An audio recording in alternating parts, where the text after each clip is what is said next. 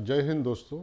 आज का मैं जो टॉपिक है वो है कि आपको समझना है कि ये सब ब्यूरोक्रेटिक पॉलिटिकल ये जो बोलते हैं कि क्या रेवेन्यू लॉस गवर्नमेंट को होता है, उसके पीछे का एक्चुअल मीनिंग क्या होता है, ये मैं आपको समझाने की कोशिश कर रहा हूँ। बहुत बार एक्टिविस्ट और फिर प्रेस में, फिर बाद में गवर्नमेंट ब्यूरोक्रेट्स बोलते हैं कि इससे हमको रेवेन्यू लॉस होना है। अभी रेवेन्यू लॉस में क्या होता है कि एक तो वो कायदे से होना चाहिए, मतलब it has to be within the rules of the government, मतलब of the law, not only government but of the law. वो कानून के हिसाब से होना चाहिए। आज गवर्नमेंट किसी को टैक्स लगाती है, कुछ लगाती है, तो बेसिकली वो टैक्स लॉ के अंडर बैठता है कि नहीं, ये पहले एग्जामिन होने चाहिए। जैसे अभी एक एग्जांपल बताता हूँ कि एसपी चिनॉय का एक सुप्रीम कोर्ट का जजमेंट आया। उसमें सीधा सीधा बताया कि ये जो ज़मीनें हैं जहाँ पे कोऑपरेटिव हाउसिंग सोसाइटीज़ पहले थी नहीं, तो उनको मेंबरशिप ट्रांसफ़र का ये फ़ी लगने वाला नहीं है। अभी ये बताने के बाद भी आज भी कलेक्टर ऑफिस उनको जो भी लैंड ट्रांसफ़र ने मेंबरशिप ट्रांसफ़र को इंसिस्ट कर रही है कि आप मेंबरशिप ट्रांसफ़र को पैसा भरना चाहिए। तो ये क्या है, तो उनको कलेक्टर बोलता है कि मेरे पास मंत्रालय से कुछ ये नहीं आया, क्लैरिफिकेशन नहीं आया है, तो मेरे को वो करना ही पड़ेगा। दूसरा, मेरे को रेवेन्यू लॉस होने वाला है, तो रेवेन्यू लॉस का एक बड़ा सबब बनाते हैं। तो रेवेन्यू लॉस एग्जैक्टली क्या होता है ये समझ लीजिए। बहुत सा मतलब एक 4-5 साल पहले गवर्नमेंट ने बहुत हाई ये बनाया था, क्या अपना मेंबरशिप ट्रांसफ़र का जो है वो बहुत ज़्यादा बढ़ाया था। तो हम लोग ने प्रोटेस्ट किया कि ये इतना बहुत ज़्यादा है, लोगों को 2-2, 4-4, 5-5, 10-10, 20-20 लाख आ रहे हैं, तो आप रिजनेबल कुछ तो करिए। फिर हमारे सुनने के बाद में वो गवर्नमेंट ने कम किया। अभी कम किया तो दिक्कत किधर पे आई? तो ठीक है, पुराने जो लैंड्स मेंबरशिप था उसको 15,000 20,000 आना चालू किया। बीच में थोड़ा सा 5-10 साल पहले था, उनको 30-40 आ गया। और नया इस पे 1.5% से लेकर दिल्ली को जाएगा तो 1,20,2 लाख रुपए ऐसा आना चालू हो गया।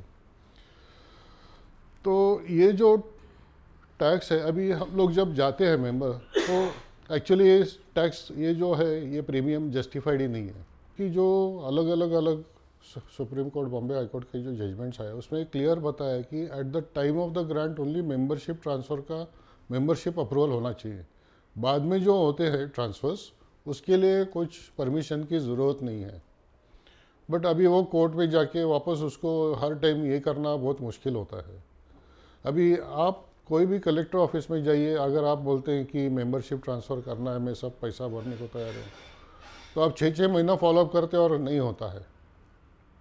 इसका वजह क्या है?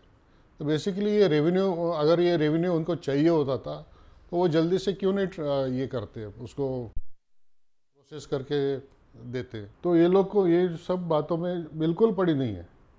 ये बात करते हैं रेवेन्यू लॉस की, अगर रेवेन्यू लॉस उनको चाहिए होता तो ये पेपर प्रोसेस करते थे। तो इन लोग का अलग से मतलब उनका एक अलग एजेंडा रहता है।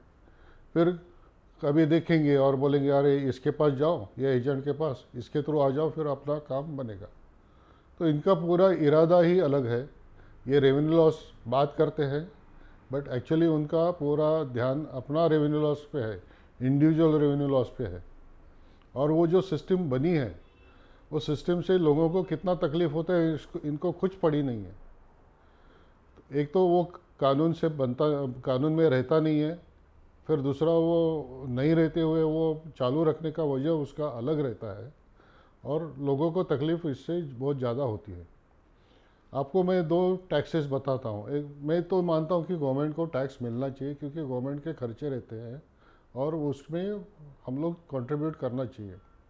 जैसे बीएमसी ने अपना प्रॉपर्टी टैक्स लगाते हैं, अभी उसको बंद किया, फिर बाद में चालू किया। अभी जो अपना बेसिक फैसिलिटीज़ है उसके लिए हम लोग थोड़ा थोड़ा कंट्रीब्यूट करना चाहिए। वो इतना होना चाहिए कि हम लोग को उसका बर्डन नहीं होना चाहिए।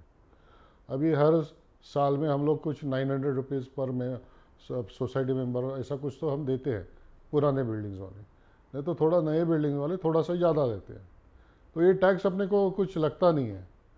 वैसे ही एनए टैक्स भी ऐसा ही है कि पहले बहुत पहले से चालू था, वो सडनली एकदम 3% किया, फिर वो लोगों ने चिल्लाना चालू किया, फिर बाद में उसको कम किया, वो भी बहुत ज़्यादा था 0.05%। हालांकि वो 0.01% से ज़्यादा होना नहीं चाहिए। और स्टेट को, गवर्नमेंट को अभी काफ़ी कुछ इनकम जीएसटी के थ्रू मिलता है, तो हर उनका अलग टैक्सेशन नहीं है। तो स्टेट गवर्नमेंट को अगर चाहिए तो थोड़ा सा इनकम एनए टैक्स की वजह से अच्छा मिल सकता है, प्रोवाइडेड उसका टैक्स जो है 0.01 से ज़्यादा ना हो। बट ये सब करने में उनको दिक्कत नहीं। अच्छा, प्रॉपर्टी टैक्स और एनए टैक्स का सिस्टम तो ऑलमोस्ट सेम है। बीएमसी प्रॉपर्टी टैक्स अपना एकदम सिस्टमेटिक रूट से कंप्यूटराइज करके बिल भेजती है और लोगों से पैसे इकट्ठा करती है। और यहाँ पे इन लोग का बैलगाड़ी का ज़माना है, अभी भी नोटिस भेजते हैं, किसी को मिल लिया, किसी को नहीं लिया, इंडिविजुअली जाके पहुँचाते हैं, कोई दिया नहीं दिया, बहुत ही ख़राब तरीके से चल रहा है। इन्होंने 0.05% सबको भेज दिया, फिर प्रोटेस्ट हुआ, फिर वापस बंद कर दिया। आप टैक्स लगाते हो कैसे वो तो सोचो, और फिर थोड़ा सा मतलब लोगों को जेब पे भारी ना हो ऐसा टैक्स लगाना चाहिए। से इसमें बहुत बार ऐसा रहता है कि गवर्नमेंट को जो चार्जेस लगाने का है वो लगाती नहीं है, फिर एकदम 20 साल के बाद में वो सडनली जाग जाती कि अरे ये लेना है। फिर उसमें ऊपर जो अमाउंट है, सपोजिंग एक सोसाइटी को आया था 1 करोड़ का नोटिस, उसमें एक्चुअल था 18 लाख, बट उसमें 20 साल का इंटरेस्ट लगा के 1 करोड़ उन्होंने ये लगाया था, कंपाउंडेड 9% ऐसा कुछ तो लगाते हैं। अभी ये पूरा सिस्टम गलत है। एक तो बॉम्बे हाई कोर्ट ने क्लियर बताया कि आपको जो जिस दिन से नोटिस देते हैं वो दिन से टैक्स लगना चाहिए, तो ये लोग नोटिस ही नहीं भेजते हैं, फिर बाद में इंटरेस्ट लगाते हैं। इस तरह से लोगों को अननेसेसरी तकलीफ़ें डालते हैं। अगर आपका सिस्टम ठीक नहीं है तो लोगों को क्यों तकलीफ़ दे रहे हो? आप सिस्टम ठीक करिए, रीजनेबल टैक्स लगाइए, लोगों को देने को दिक्कत नहीं होना चाहिए, ऐसा काम करिए। तो ये सब जो चीज़ें हैं गवर्नमेंट को कंसिडर करना चाहिए। महाराष्ट्र गवर्नमेंट में जो ब्यूरोक्रेटिक सिस्टम है पर्टिकुलरली, वो ऐसा लगता है कि बैलगाड़ी का ज़माना है, ऐसा लगता है। किसी को कुछ क्या चल रहा है किसी को मालूम ही नहीं है, किसी को विजन ही नहीं है कि ये कैसे करना चाहिए। जो चल रहा है वो चल रहा है, और जो सिस्टम चल रहा है उसको प्रोटेक्ट करने का कोशिश कर रहे हैं। और ये जो रेवेन्यू लॉस की जो बात करते हैं बहुत बार, आप समझ लो इसके पीछे उनका इंटेंशन अलग रहता है। ये बात कुछ अलग, ये बात करते कुछ अलग, और इनका इंटेंशन पूरा अपना जो करप्ट ब्यूरोक्रेटिक जो सिस्टम है उसको मेंटेन करने का रहता है। तो ये बात आप समझ लो। Thank you.